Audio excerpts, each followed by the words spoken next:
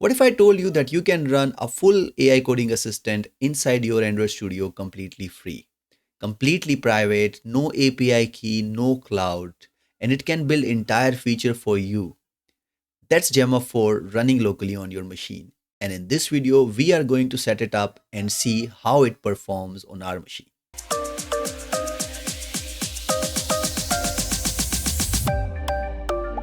What's up everyone? Welcome to Code with FK.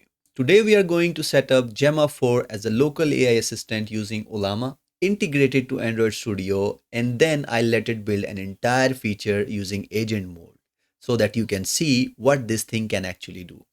So if you are new to the channel, subscribe now and let's just get started. So Gemma 4 is an open model by Google and it's a multi-model, so which means that it can basically process text and images and even audios on smaller devices.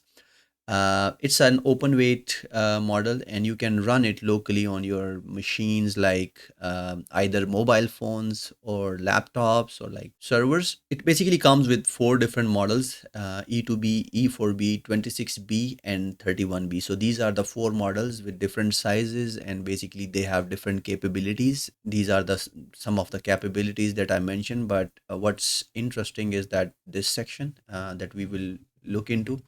So if we look into the dense models, we have E2B, E4B, and 31B dense. Then we have these parameters that they can work on. So like it has 3.2.3 effective with 5.1 with embeddings. Same goes for E4B is 4.5 effective and 8B with embeddings, and dense is 30.7 billion. So the context length for E2B and E4B is 128K, but for 31B it's 256K. And then the vocabulary size is pretty much similar. And now the supported multimodalities, like the what kind of models it can process. Like I mentioned, E2B and E4B can even process audios, but 31B can only process text and images. Okay. Now there is one more model that is basically called a mixture of expert, that is 26A4B MOE. The MOE stand for mixture of expert, and the total parameters for that is 25.2, active are 3.8, B layers 30, and it also have the context window of 256K. Okay, now this is basically the one that is recommended for coding for Android and all. So this is something that we are going to test it out on our machine, and over here there is basically a benchmark results for different model, and if you compare it to the Gemma 327B, this one, you can see basically that almost all the model has basically outperformed it, and to a very significant way. So the thing is that we will be running this on a machine and we'll check it on our own to see how it performs. So Llama is an open source tool that basically helps in installing and running AI models locally. So you can either basically use this command to download or to install it, or you can download and install it through this. If you are running on Linux or Mac, you can also basically use this to install. So now once you install it, what you'll see is you will see something like this. This is the Llama, and over here you can basically define different, you can see different models that you have. For example, over here you might have like you might not see these for 31B, 26B, 4B, E2B for Gemma 4, because when you initially freshly install it, these models are not available, and once you download it then you can find it. But if you find it, that's good. If not, you can basically download it in a different way. So okay, so to install this the model that we discussed, what you need to do is to run a couple of commands, and those commands will basically help you download, install, and run the model that we have, that we want. So first command is going to be Ollama serve. Now these commands are basically the one that uh, initiate if it's not running. I already have running, so it might fail, and you can say that it's error listening, TCP, and this port is important, and I'll tell you why. But you just remember this, that this is one of the thing that it exposes, the IP and the port that it's running on. So that's one thing.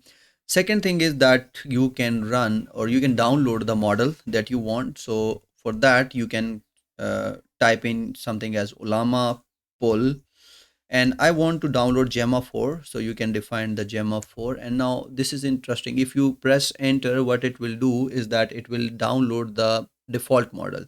But if you want a specific one, for that you can say 26B.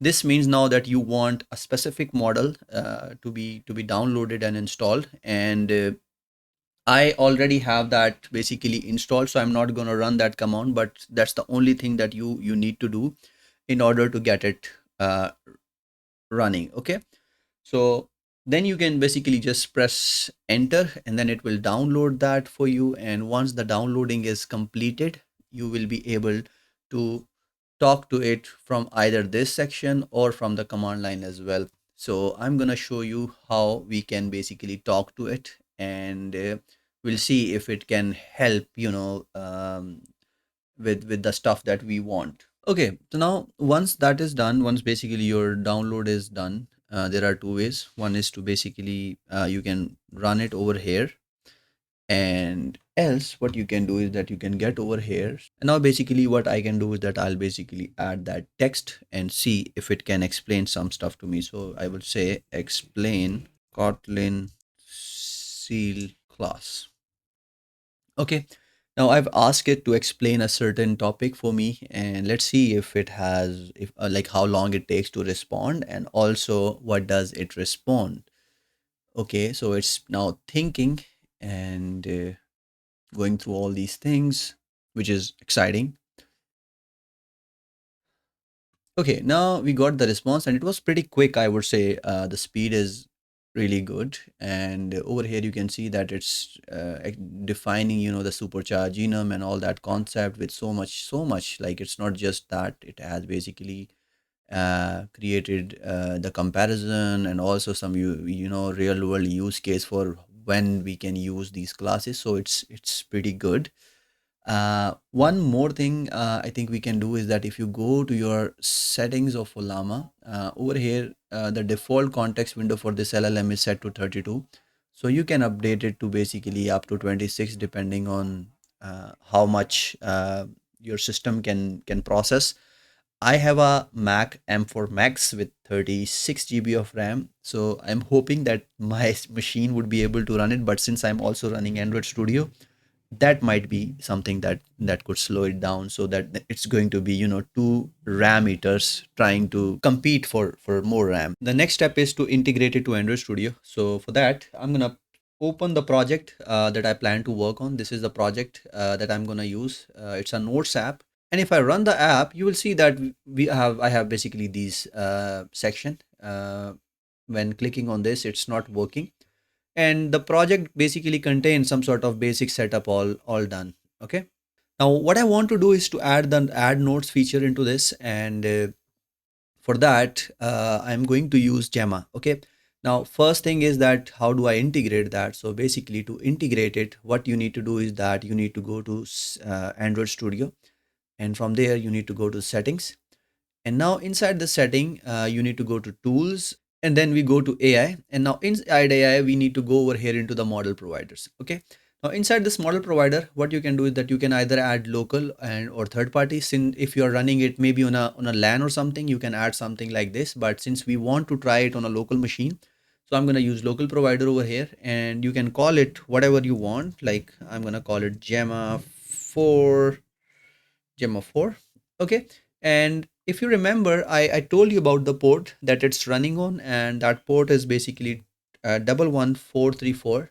That's the port that you need to use. And once you refresh that, you will see that now you have this model available, and you can just apply and okay. Now we have the model integrated, and next step would be to basically ask it to implement the feature, the add feature for us. Okay.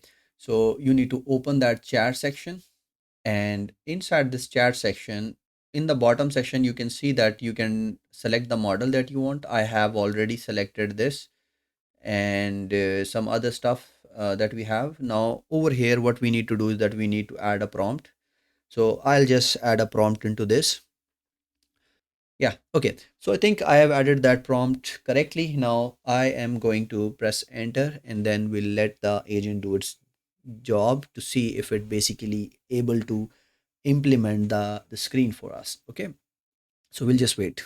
So this agent.md file is basically something that is interesting, and that is basically going to help you with setting up the basic structure, or like as an initial context to any AI agent that you want. And it basically contains all these things like the tech stack it's using, the package structure, and the key conventions that it's going to use, navigations kind of, and all these kind of. So basically the basic structure of your app architecture should goes into this. And yeah, that's something. And now our agent is basically working on that. So one more thing with the AI agent working on a machine is that if you have a like RAM intensive things that are running, for example, Chrome, Android Studio, and things like that, that can slow down the response for the AI model that you're running. Okay, since I'm running a bigger model, so it's a bit slowing down my computer because I also have some other stuff that's running on this as well. But but if you are basically running minimal things on your machine, it can be a bit faster, and we have seen that in the demo when we basically ran it through Ollama as well. So let's just see what do we get. And now you can see it's basically starting to give me output, and it's super slow, and I know the reason. So what I'm gonna do is that I'm gonna close some RAM intensive things on my machine to see if basically it speed up. Okay. So so I kind of misconfigured my Android Studio, the one I was using. So I had to basically upgrade to a latest version, and that is basically Panda 4. And now when I like pasted the same prompt, you can see that it's generating these responses. It can read these files. The previous agent was having some problem with reading these files. So if you face something similar, you can upgrade to a newer version of Android Studio. It's now reading these files, and hopefully we'll get something generated. Okay, so the agent seems to have processed all these things in a single prompt, and it was like a very generic prompt. And you can see that basically it can made these changes, and like I can see all these changes over here in the agent side as well, which is really cool. Looking at the code, I see there are some imports that are missing. Perhaps we can help it out over here.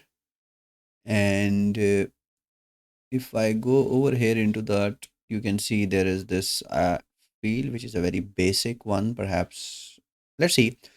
Now, what I'm going to do is that I'm going to run it. Okay. So now the app is running, and now this is the moment of truth.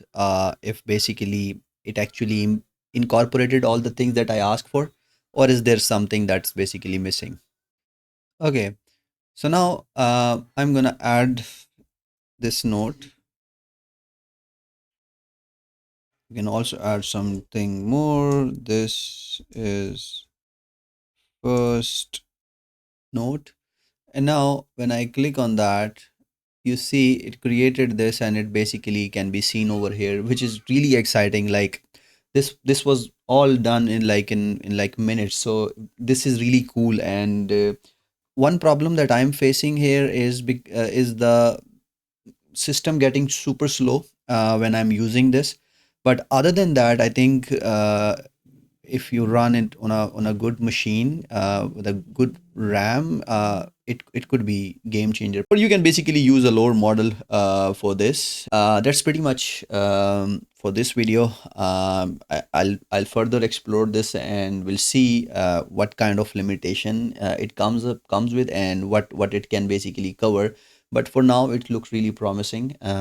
Getting something like this while traveling, or like with no internet area, could be really a game changer. Let's recap what we did. We installed Ollama, and then we downloaded and installed Gemma 426B, and then integrated it to Android Studio. And after that, we added a feature into our existing app using the Gemma 4, and it all was really exciting. Try this yourself and let me know what model did you use and how was your experience with it. And thank you so much for watching the video. Please hit that like button, and if you haven't subscribed to the channel yet, subscribe to the channel, and I'll see you in the next video. So till then, bye bye.